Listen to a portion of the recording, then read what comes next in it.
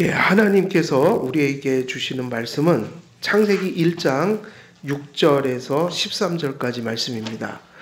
창세기 1장 6절에서 13절 저희들 한 절씩 교독하도록 하겠습니다. 창세기 1장 6절에서 13절까지 한 절씩 교독하겠습니다. 하나님이 이르시되 물 가운데에 궁창이 있어 물과 물로 나뉘라 하시고 하나님이 궁창을 만드사 궁창 아래의 물과 궁창 위의 물로 나뉘게 하시니 그대로 되니라. 하나님이 궁창을 하늘이라 부르시니라. 저녁이 되고 아침이 되니 이는 둘째 날이니라. 하나님이 이르시되 천하의 물이 한 곳으로 모이고 묻이 드러나라 하시니 그대로 되니라. 하나님이 묻을 땅이라 부르시고 모인 물을 바다라 부르시니 하나님이 보시기에 좋았더라. 하나님이 이르시되 땅은 풀과 씨 맺는 채소와 각기 종류대로 씨 가진 열매 맺는 나무를 내라 하시니 그대로 되어 땅이 풀과 각기 종류대로 씨 맺는 채소와 각기 종류대로 씨 가진 열매를 맺는 나무를 내니 하나님이 보시기에 좋았더라. 저녁이 되고 아침이 되니 이는 셋째 날이니라. 아멘. 예, 오늘 전하는 말씀은 둘째 날, 이제 셋째 날 같이 이렇게 한 본문으로 전하도록 하겠습니다. 6절에서 8절을 보면 이제 둘째 날 이야기가 나오죠. 둘째 날은, 첫째 날은 하나님께서 빛을 만드셨고요. 그리고 둘째 날은 궁창을 만드셨습니다. 그래서 6절을 보게 되면 무슨 얘기가 나오죠? 하나님이 이르시되 물 가운데에 궁창이 있어 물과 물로 나뉘라 하시고, 또 7절 보면은 하나님이 궁창을 만드사 궁창 아래의 물과 궁창 위의 물로 나뉘게 하시니 그대로 되니라. 이제 이렇게 말씀이 되어 있죠. 그래서 이 둘째 날 하나님께서 창조하신 사역이 있기 전에 먼저 그 직전에 지금 이 지상의 상태가 어땠는가, 그걸 한마디로 얘기하면 그 1절과 우리가 1절과 2, 그러니까 1장 2절에서 보았던 것처럼 모든 사물들이 지금 질서도 없고 다 혼돈 가운데 있는 그런 상태였잖아요. 하나님께서 일단 어떤 덩어리를 만드신 거예요. 그죠? 덩어리를 만드셨는데 아직 그것들이 각자의 자리로 돌아가지는 않은 상태였다. 그래서 빛을 만드시고 이제 그 다음에 모든 순서들은 어떤 이제 과정이 이렇게 진행이 되는 거예요. 하나님께서 구분하시고 질서를 부여하시고 또 그렇게 질서가 부여된 환경 속에다가 또 뭐를 만드시고 무엇인가가 살 수 있는 그러한 곳으로 만드셨다. 그래서 둘째 날은 하늘과 땅이 사실은 어떻게 되어 있었어요? 그런 구분들이 제대로 돼 있지 않았다. 그래서 둘째 날은 하늘과 땅이 서로 섞이지 않도록 지구 주위에 텅 빈 공간을 마련하셨습니다. 그래서 궁창이라는 것은 뭐예요? 이 지구가 있다면 소위 말하는 이 성경은 지금 항상 이 성경을 주신 목적은 뭐죠? 누구를 대상으로 지금 성경을 주신 거예요? 사람이잖아요. 인간. 그러니까 특별히 또 인간에게 주시면서도 타락한 인간들이 하나님이 어떤 분인가를 알려주시기 위해서 이 성경책을 주셨잖아요. 그러니까 항상 성경은 어디를 중심으로 우주를 이야기하겠어요? 어디입니까? 저기 우주 공간입니까? 지구입니까? 지구죠. 그러니까는 예전에 이런 얘기가 있어요. 지동설이냐 천동설이냐. 그러면 중세시대에 천동설을 주장했단 말이에요. 지구가 태양을 중심으로 도는 게 아니라 지구를 중심으로 하늘이 돈다고 가르쳤으니까 이것은 과학적으로는 틀린 말이에요? 맞는 말이에요? 과학적으로. 그러니까 천동설이 맞는 얘기예요? 틀린 얘기예요? 천동설. 우리는 지동설이 맞는 거잖아요. 지금은 알잖아요. 그거는 맞아요. 과학적으로는 그게 틀린 거예요. 그 중세시대 때 잘못한 거예요. 하지만 그거를 인정한다고 해서 우리가 그것까지 버리면 안 된다고요. 성경의 관점은 어디를 중심으로 쓰신 거예요? 그죠? 지구 중심적이지 우주 중심적인 것은 아니에요. 그러니까 천동설이라는 것은 과학적으로 틀린 건 맞는데 그거를 우리가 지금은 받아들이지도 않고 실제로 과학적으로 지구를 중심으로 저 우주가 돈다 그렇게 천동설을 주장하는 거는 잘못된 게 맞지만 이 세계관으로 따지면 그건 잘못된 게 아니라고요. 사람이 사는 지구를 중심으로 성경을 풀어가야지 물질적인 우주에다가 포커스를 맞추고 성경을 주신 게 아니라고요. 어찌 보면 그렇게 봤다면 이 책은 우리가 별로 필요가 없는 책이 되는 거예요. 지구에 인간을 중심으로 이 말씀을 지금 전하고 있으니까 천동설은 틀린 거지만 그렇다고 해서 우리가 지구 중심적이고 인간을 그 포커스에다 놓고 하나님이 지금 이 우주를 만드시고 지금 전하고 계신다. 이 얘기가 틀린 건 아니라고요. 그러니까 꼭 천동설도 잘못됐지만 지동설은 과학적으로 물리적으로 맞는 얘기지만 세계관으로 가면 그게 꼭 맞는 건 아니라고요. 세계관은 항상 인간 중심이고 이 지상 중심인 거예요. 성경은 지금 철저히 여기를 포커스로 맞추고 얘기를 하고 있는 거예요. 지금 우주에 우리가 솔직히 우주는 아직 가보지도 못한 데가 너무 많고 기껏 해봤자 지금 그 망원경 발전한 만큼 뭔가를 보고 과학자들이 얘기하고 있는 거거든요. 하나님께서 하나님의 관심사는 거기에 있는 게 아니에요. 그러니까 세계관적으로 보면 뭐가 맞는 거예요? 천동설이 맞아요? 지동설이 맞아요? 뭐가 맞죠?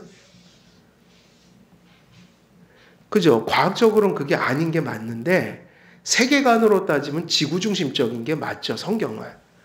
그래서 궁창이라는 것도 지금 지구를 중심으로 얘기하고 있는 거예요.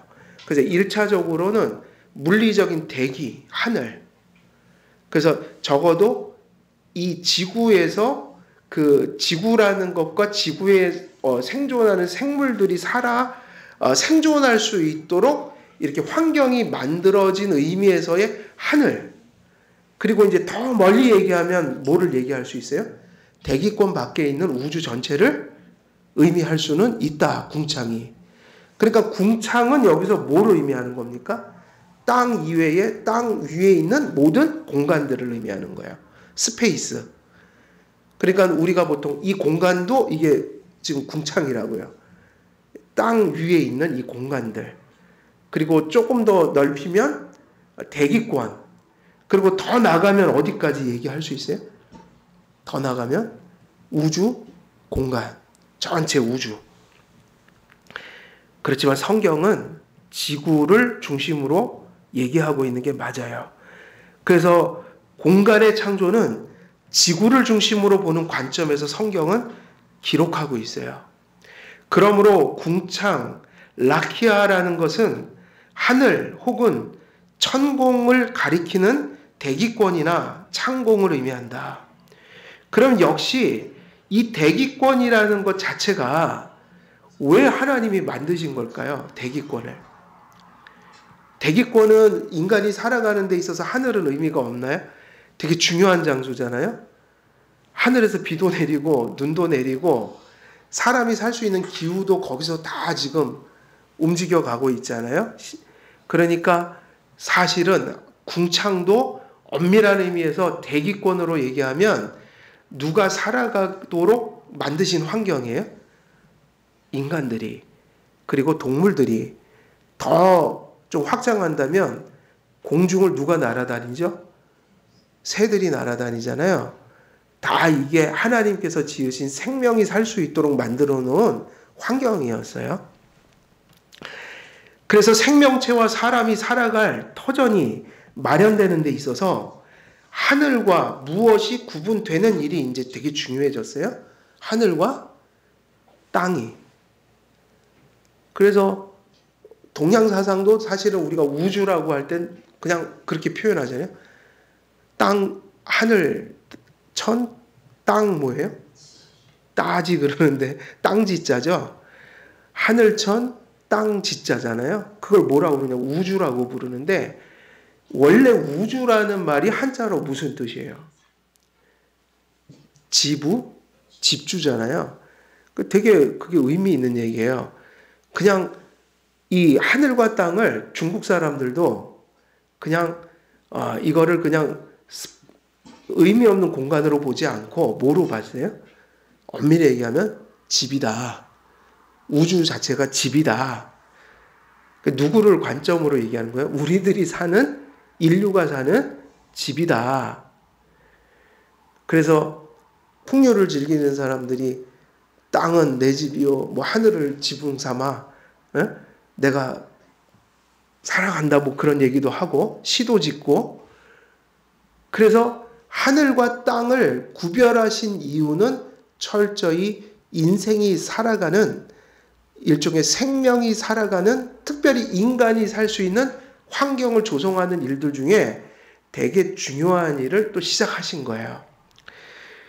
그래서 이러한 것들을 우리가 가리켜서 극도의 무질서와 혼란들이 지금 어떤 모습으로 바뀌어가고 있는 거예요? 질서 있는 모습으로 바뀌어가고 있다. 하늘과 땅이 구분되어졌다. 그러면 여기서 우리는 이러한 것들은 되게 중요한 의미 같아요. 벌써 여기서부터 바로 이러한 사역으로부터 이 세상과 우주에는 어떤 것들이 존재하기 시작하는 걸까요? 하나님의 이런 행위를 통해서. 하늘과 땅을 구분하셨잖아요. 이건 하늘이고 이건 땅이라는 개념이 생긴 거예요. 그리고 그러한 것이 구분돼야만 무엇인가가 살 수 있는 환경이 시작되는 거예요. 이것은 하나님께서 뭐 한다고 보실 수 있는 거예요? 아까 그 얘기가 중요하죠. 혼돈된 곳 속에 뭐를 계속 부여하고 계신 거예요? 질서를요. 오늘날 현대인들이 악함이 거기에 있는 거예요. 질서를 배척하는 시대를 우리가 살아가고 있어요. 여러분, 질서 없이는 살아갈 수가 없습니다, 우리는. 여러분, 질서가 뭐죠? 여러분, 질서는 뭡니까, 도대체? 질서가 뭐죠? 저는 신학적으로 질서는 그냥 이렇게 표현하고 싶어요. 질서는 원래 참 다 설명할 수는 없어요. 질서를 이해하기 위해서는 사실은 무슨 철학을 하고 국어사전을 찾고 개념을 찾는 것 이전에 여기서부터 시작이 되는 거예요. 개념이 아니에요. 여기서부터 시작이 되는 거예요. 질서라는 것 자체가 어디로 누가 만드신 건가요? 성경 지금 우리가 말씀드리고 있잖아요. 질서를 누가 만드신 거죠? 성경을 보니까. 이게 하늘과 땅이라는 게 혼동돼 있다가 이게 구분지어졌잖아요. 그걸 누가 하신 거죠? 그럼 최초의 질서는 누가 만드신 거예요? 하나님의 창조 사역이 시작되면서 질서가 만들어진 거예요? 그럼 질서는 뭐 철학적으로 이런 개념 저런 개념 얘기하기 전에 하나님이 질서를 만드셨구나 이래야지 뭐가 개념이 나올 수가 있는 거예요. 그럼 질서가 뭘까요? 그러면 질서는요, 하나님의 속성과 그 하나님의 그 성품에 조화롭고 부합된 어떤 것이 나왔다고 볼 수밖에 없어요. 여러분, 하나님이 왜 질서를 부여했을까? 왜 하늘과 땅을 구분하셨을까? 그리고 세상 속에 왜 질서를 부여하셨을까? 하나님이 그걸 만드셨잖아요. 그러면 이렇게밖에 설명이 안 돼요.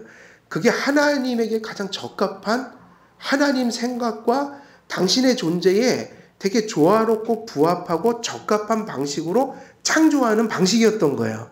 그러니까 우리는 이렇게 얘기를 하는 게 더 맞아요. 왜 우리는 질서를 존중해야 됩니까? 하면 왜라는 말을 붙이면 안 돼요.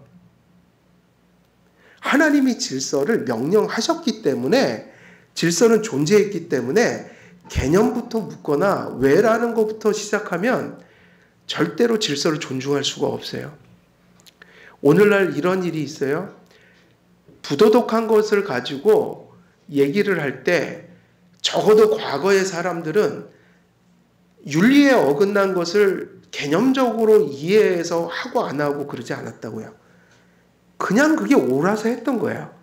근데 윤리는 그렇게 지키는 게 더 본성에 맞는 거예요. 기독교적으로 얘기하면 하나님께서 율법과 윤리와 양심과 같은 것을 사실은 어디다가 기록했다고 말씀하세요?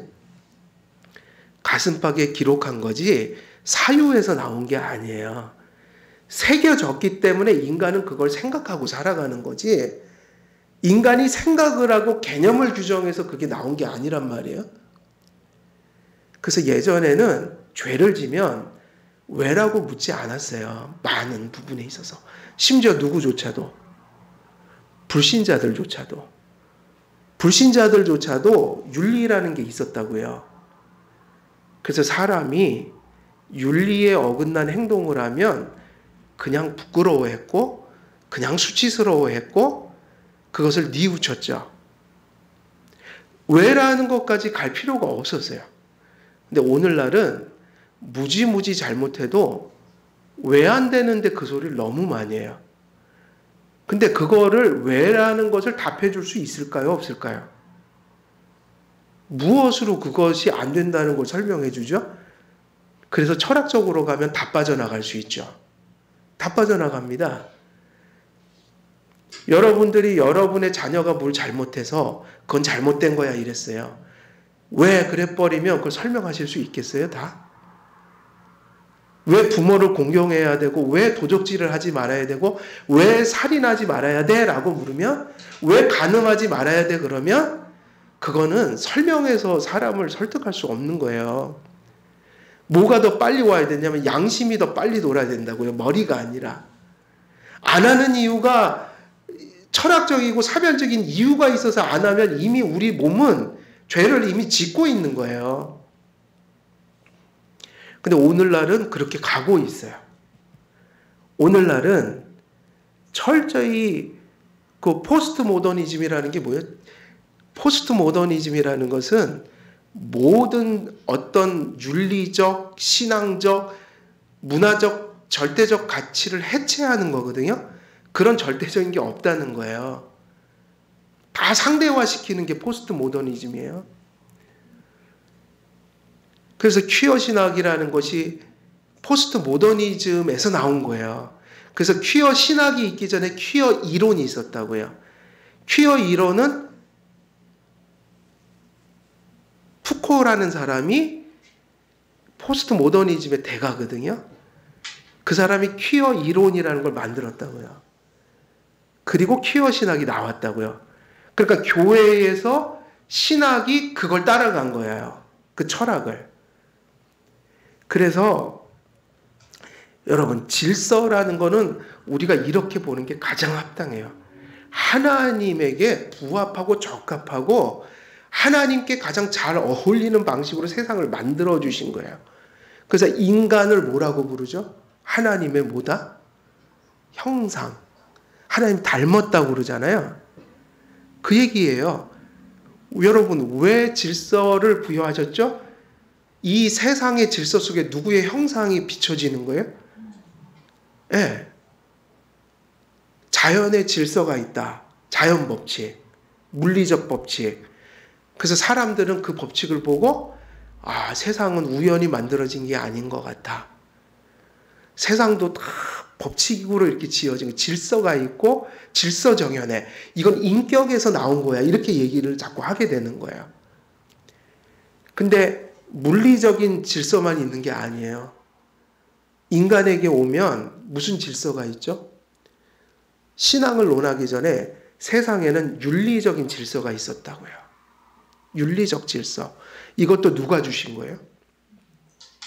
누가 주신 거죠? 하나님이에요. 그리고 세 번째 가장 궁극적인 질서인데 영적 질서가 있어요. 세상에는 존재하는 것에는 모든 것이 무슨 질서가 있어요? 하나님이 주신 질서가 있다. 그럼 질서는 누가 주신 거죠? 하나님이. 근데 질서가 뭐냐 그러면 아까 제가 말씀드린 개념이 되게 중요해요. 하나님 안에 있는 어떤 것이 질서 있게 세상을 만들게 만든 거예요. 그러니까 질서는 누구에게 적합한 거예요? 바른 질서는? 하나님께. 그러면 그 질서를 하나님이 악하게 부여하셨을까요? 가장 선한 거예요. 하나님이 행하신 일은 언제나 가장 선하고 가장 적합하고 가장 이로운 것을 하시는 거예요. 그래서 하나님이 세상에 자연의 질서, 윤리적인 질서, 또 영적인 질서들을 부여하신 것은 그게 가장 선하고 하나님에게 가장 가깝고 그것이 가장 적합하고 그것이 인간과 모든 존재들에게 가장 적합한 것이기 때문에 하나님은 선하게 질서를 부여하신 거예요. 그렇게 얘기한다면 질서가 허물어지는 곳에는 다시 말하면 혼돈과 문란이 가득한 곳에는 무엇이 존재할 수가 없는 거예요? 무엇이 존재할 수 없을까요? 생명이요. 물리적인 얘기를 해볼까요? 지구의 지축이 단 몇 도만 어그러져도 1도만 어그러져도요 지구에는 엄청난 재난이 온대요. 태양과 지구의 거리가 조금만 멀어지거나 조금만 가까워져도 지구는 생명체가 살 수 없는 존재가 된대요. 다시 말하면 물리적인 생명, 생물학적인 생명도 물리적인 질서가 어그러지면 어떻게 돼요? 생명이 살 수가 없는 거예요. 그런 일은 지금 우리가 겪고 있잖아요. 기후가 너무 높거나 기후가 너무 낮아지면 사람이 살 수가 없어요. 모든 것들이 질서정연하게 돌아가고 있다. 근데 이러한 물리적인 자연 질서도 지금 사람들이 많이 파괴시켜 놨거든요. 많이. 그래갖고 세상이 오염되고 자꾸 인간들이 의학적으로도 인간이 좀 하지 말아야 될 것들을 너무 발전시켜 나갔고 윤리고 뭐고 따지지 않고 막 나가고 있어요. 엄청난 재난이 될 거예요. 저는 그렇게 생각해요. 여러분 AI라는 것이 이 지능이라는 것이 사람에게 주신 거잖아요. 지성이. 그걸 자꾸 기계에다 넣어갖고 AI를 만들려고 하는데 요즘에 이런 일이 실제로 일어나고 있어요. AI를 갖다가 이제 인형이 있죠. 이렇게 아이들에게 물으면 답해주고 그러니까 친구처럼 그렇게 만들어 놓은 거예요. 교육용으로. 근데 아이가 이거 실제 있었던 일이에요. 아이가 이야기해요. 뭐라고 얘기했을까요? 나 심심해. 재밌는 놀이 좀 가르쳐줘. 그랬더니 뭘 가르쳐줬을까요? AI가. 놀이 중에 이런 놀이가 아주 위험한 거예요. 전기를 가지고 장난치는 거예요. 그거 해가지고 감전당해서 죽는 사람들이 있대요. 예를 들면 제가 그거 똑같지는 않은데 이런 식이에요. 야, 젓가락을 가져와. 젓가락을 가지고 콘센트에다 꽂아. AI가 그렇게 지시를 한 거예요. 아이한테. 그 비슷한 얘기를 시킨 거예요. 전기 놀이를 하자. AI가 놀이를 이제 지가 생각을 했더니 많은 정보들이 들어오는데 거기서 경계가 없는 거예요. 컴퓨터상에 수많은 놀이들이 있는데 해서는 안 될 놀이 있죠. 그것도 이제 정보가 막 들어와 있으니까 그런 것까지 다 없애질 못하잖아요. 근데 AI가 바보라고요, 걔가. 옳고 그름을 구분을 못해요. 근데 다행히 그 얘기를 듣고 아이가 그게 하려다가 위험한 것 같아서 안 해갖고 목숨을 건졌대요. AI가요, 이렇게도 사용될 수가 있어요. 근데 과학도 적당히 발전시켜야지 윤리고 창조 질서고 뭐고 다 내팽개치고 발전하잖아요. 그러면 이게 반드시 나중에 해가 될 거예요. 하지 말아야 돼요. 그리고 사람이요, 의학적으로 조금 일찍 죽는 게 나은 것 같아요. 차라리 저는.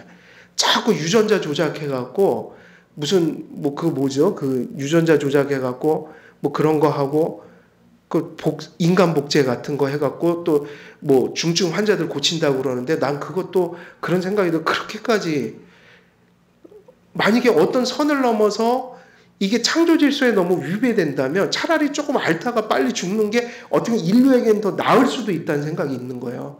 그런 거를 자꾸 발전시키면 인간이 뭐 죽지 않고 뭐 이런 기대를 하면서 그걸 하는지는 모르지만 그것이 주는 것보다는 폐해가 더 많을 것이다. 왜냐하면 그것들이요, 다 보면 공통점이 뭘까요?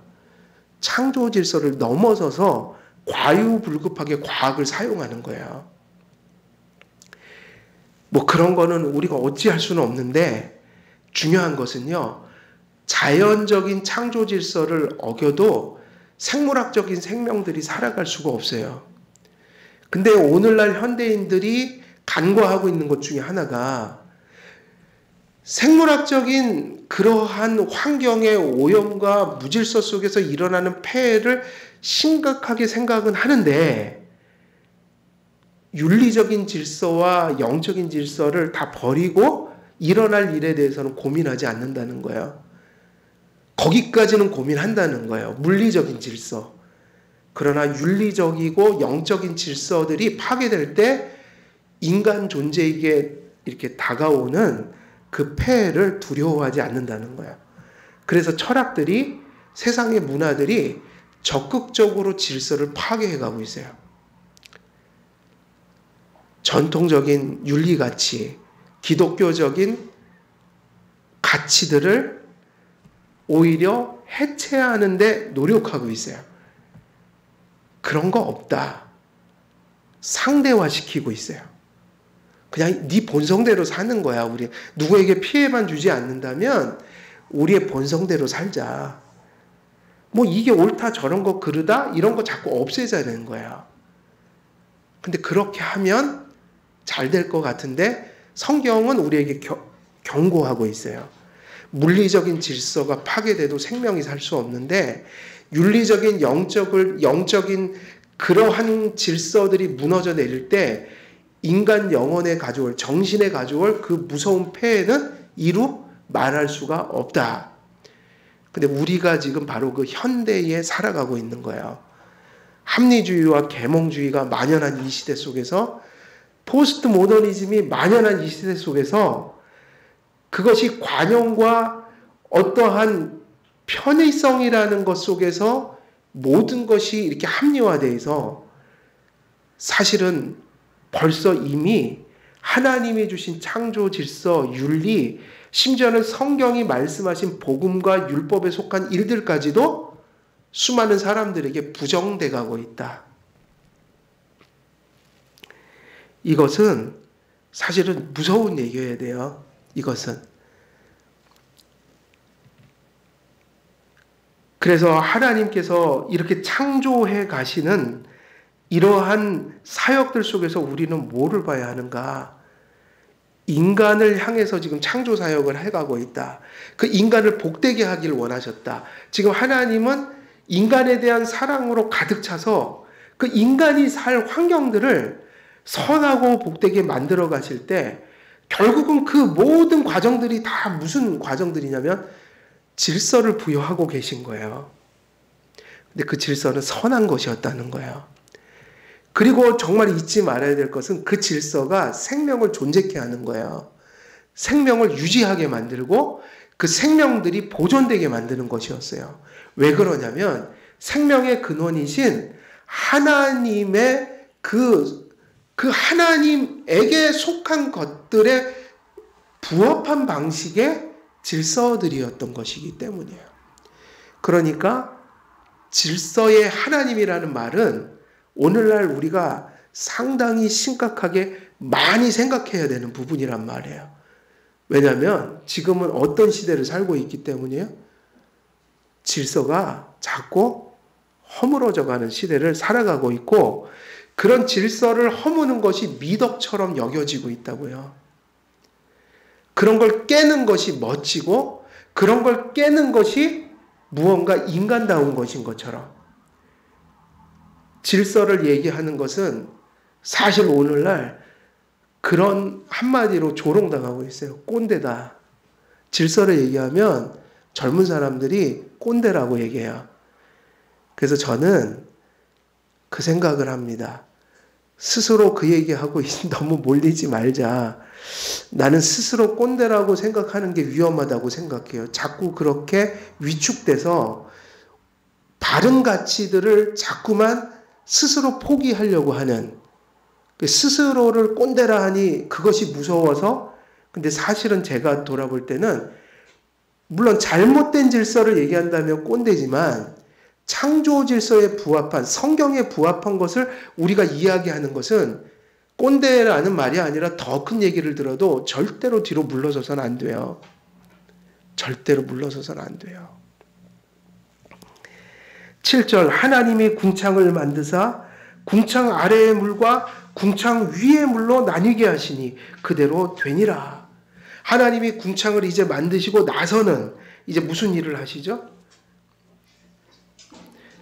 지금 보면 이제 공간이 확보되긴 했는데 궁창이 생겼잖아요.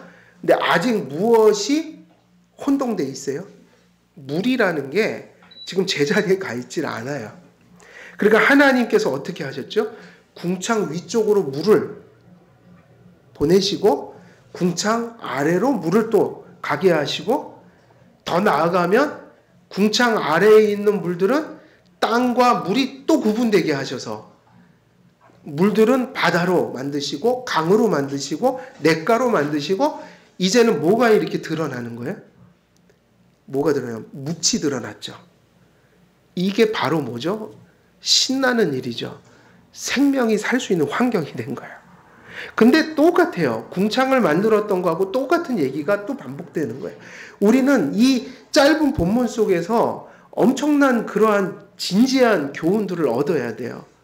역시 이 일들이 계속해서 무슨 일을 하고 있죠? 궁창 위의 물과 궁창 아래의 물을 구분하셨다, 나누셨다. 계속해서 뭐를 부여하고 계셔요? 구분하고 질서 짓고 계시죠. 그래서 7절에서는 궁창 아래의 물과 궁창 위의 물로 나눕니다. 여기서 궁창 위의 물은 뭐를 의미할까요? 창조과학자들은 그냥 물충이라고 얘기하는데 주석들은 오히려 이렇게 더 많이 얘기해요. 구름이었다라고 보는 게 가장 상식적인 얘기일 수 있어요. 물론 정확히는 알 수 없지만 구름이라고 보는 게 가장 적합해요. 궁창 위의 물은 뭐예요? 구름이죠. 우리가 가끔 물이 쏟아지잖아요. 궁창 위에 물이. 비가 내리잖아요. 눈이 내리잖아요. 근데 그건 사실 어디서 내리는 거예요? 수증기가 올라가서 구름을 형성하고 구름이 응결돼서 물이 돼갖고 떨어지죠. 그래서 하나님께서 저 하늘에다가 그 물 창고를 만드셨는데 그게 구름이라고 볼 수 있어요. 하나님의 섭리와 정교한 질서 속에서 비가 내리다가 멈추다가 적절히 이렇게 될 때 생명이 살기 좋은 세상으로 만들기 위해서 하늘에다가 물의 창고를 만드신 거죠. 그래서 잠언서 8장 28절을 보면 이렇게 나와요. 그가 하늘을 지으시며 궁창을 해면에 두르실 때에 내가 거기 있었고, 이거 지금 창조 때 얘기를 하는 거거든요. 그가 위로 구름 하늘을 견고하게 하시며 바다의 샘들을 힘있게 하시며, 그러니까 하늘 위에 궁창 위의 물과 궁창 아래의 물을 잠언서 8장 28절에서 구체적으로 얘기해 줬는데, 하늘 궁창 위의 물이 뭐냐면 여기 보면은 잠언서에 보면 구름 하늘이라고 이렇게 얘기를 하고 있거든요. 그러니까는 궁창 위의 물은 뭐인 거예요? 구름이죠. 그러면 궁창 아래의 물은 뭐인 거예요? 바다와 강과 시내들이죠. 그래서 하나님께서는 땅에도 물을 두시고 우리 머리 위에도 물을 두셨어요. 구름이 비가 되어 땅에 내립니다. 하나님께서는 궁창 위에 물을 섭리하십니다. 구름이 적당한 비를 내림으로 생명체의 수분을 제공하고 사람들에게 물을 제공해 살아가게 하십니다. 그랬어요. 그러니까 대기에 있는 이 지구의 대기에 있는 그 정교한 창조의 질서를 따라서 하나님이 물을 내리시기도 하고 증발시키시기도 하고 또 시내가 흐르게도 하시고, 그럼 이런 일을 하시는데 여기다가 질서를 부여하셨다고 그랬죠? 이 질서가 흔들릴 때 생기는 일이 뭐예요? 물과 관련해서 생각할 때 홍수가, 다시 말하면요, 이 얘기예요. 그것도 질서입니다. 땅과 물의 경계를 주셨다는 얘기예요. 그럼 질서가 이제 파괴됐다는 얘기는 뭐죠? 물이 흐르는 곳이 있고 땅이 있어야 되는 곳이 있는데 경계가 허물어질 때, 그 지난번에 3번 지역에 지난번에 올여름이죠. 지난 여름이죠. 비 많이 왔잖아요. 제가 신방 갔다가 거기 3번 지역이 다 물이 막 이만큼 차 올라가고 저 못 올 뻔했어요. 집에 못 올 뻔했어요. 무섭더라고요. 거기 딱 들어가니까 벌써 그 하천이 범람이 돼갖고 물이 이렇게 막 올라오는데 차도 그 바퀴가 거의 잠겼어요. 겁이 밀려오더라고요. 그게 무슨 얘기죠? 경계가 어떻게 된 거예요? 허물어진 거예요. 경계가 허물어지면 생기는 일이 뭐죠? 사람이 죽고 농작물을 망치고 생물이 살 수 없는 곳이 되어버린다. 근데 하나님께서 타락 전에는 그런 일이 없었을 거예요. 그러나 인간이 타락하고 나서는 보편적인 그 악이라는 게 생겼다고요. 물리적인 악. 그래서 자연이 원래는 사람이 가장 살기 적합한 모습이었지만 지금 우리가 살고 있는 이 땅은 가끔은 그 경계가 허물어져 버려요. 근데 그 모든 거를 누가 섭리하실까요? 홍수가 나거나 아니면 모든 것이 질서 있게 가서 우리가 살기 좋은 환경이 되거나 이런 게 지금 교차하잖아요. 근데 그 모든 것을 사실은 누가 하시는 거죠? 하나님께서. 그래서 우리가 하나님께서 그 세상을 섭리하시는 손길을 놔버리시면, 혹은 하나님께서 그러한 것들이 정상적으로 나타나지 못하도록 역사하시면 세상은 그냥 재앙이 돼버려요. 그래서 그 얘기를 또 할 수밖에 없어요. 항상 일반 은총적으로 보면 이 창조 질서가 하나님 원래 지으셨던 모습대로 유지되는 게 가장 선한 건데, 가끔은 그게 타락한 이후에는 뒤집어 엎어지는 일들이 있다. 그건 어떻게 보면 일반 은총적으로 보면 그것은 어떻게 보면 재앙이고 하나님의 징계일 수도 있어요. 그런데 윤리적인 것이든 신앙적인 영적인 질서이든 그러한 하나님의 보이지 않는 질서들이 허물어져 가는 것도 우리는 어떻게 볼 수 있죠? 하나님의 것을 일반 은총적으로 보면 그 은총이 걷어지는 행위, 일종의 재앙이고, 그리고 어찌 보면 물리적인 재앙보다 더 무서운 그것은 징계이고 그것은 환난일 수 있다.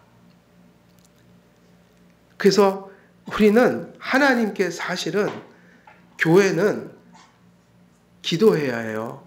하나님의 창조 질서를, 그리고 하나님께서 구속하심으로 베푸신 모든 하나님의 법과 질서들을 우리가 은혜 속에서 순종하며 그것에 조화된 삶을 살아갈 수 있도록 은혜를 베풀어 달라는 기도를 우리는 하나님께 이 시대에 정말 많이 해야 될 것 같은 상황인 거예요. 이 창세기를 우리가 조금만 더 주의 깊게 본다면 질서가 얼마나 중요한지 모르겠어요. 그래서 하나님께서 이 질서들을 부여하셨지만 질서를 운영하시는 분은 누구냐면 하나님이시니 창조가 무엇으로 연장되는 거예요? 우리가 기독교 강요했을 때처럼 창조가 섭리로 이어지고 있다. 그래서 하나님께서 구름을 적절하지 않은 방식으로 주관하시면 땅에서는 엄청난 일들이 벌어지고 세상이 막 뒤집히고 엉망진창이 돼가더라도 하나님께서 은총으로 역사하시면 다시 모든 것들이 제자리로 돌아가게 된다. 우리가 재앙을 만나고 우리가 일반적인 그런 큰 은총 속에서 편안과 안락함을 누리며 살아가는 것 모두가 사실은 누구의 손에 달린 거예요? 하나님의 섭리 속에 달렸으니 성도는 하나님을 늘 의지하면서 사는 믿음으로 세상을 바라봐야 하는 것입니다. 우리가 하늘로부터 내리는 비로부터 유익을 얻고 적당한 비가 내려 우리를 대홍수로부터 보호하시는 것은 철저히 하나님의 손길 때문이에요. 하나님의 섭리 때문이에요. 그러나 때때로 하나님께서 구름이 비를 내리는 것을 막으시면 가뭄에 고통이 되고 또 하늘의 수문을 여시면 홍수가 나 재난을 겪습니다.